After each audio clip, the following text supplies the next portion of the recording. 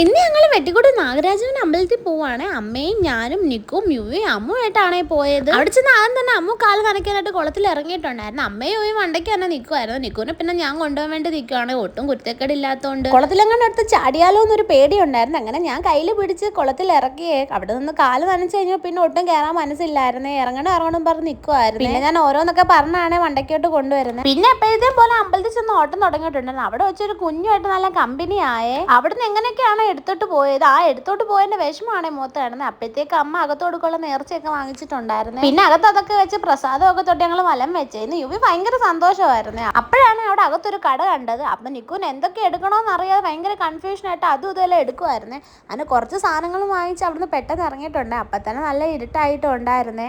എന്നിട്ടും വേറെ എന്തൊക്കെ വാങ്ങിക്കണോന്ന് പറഞ്ഞിട്ട് പുറകോട്ട് നടക്കുന്നുണ്ടായിരുന്നു. അങ്ങനെ വാങ്ങിച്ച സാധനങ്ങളൊക്കെ കാണിച്ച് അമ്മു എങ്ങനെയൊക്കെ എടുത്തിട്ട് വരാൻ വേണ്ടി നോക്കുവാണ്. നമുക്ക് മനസ്സിൽ എത്ര സങ്കടം ഉണ്ടെങ്കിലും അമ്പലത്തിൽ വന്നൊന്ന് തൊഴുതാൽ അതിന് നല്ലൊരു സമാധാനം കിട്ടും. അതുപോലെ തന്നെ ഇവന്റെ ഈ ചിരിയും എനിക്ക് മനസ്സിന് കൂടുതൽ സന്തോഷം തരുന്നതാണ്.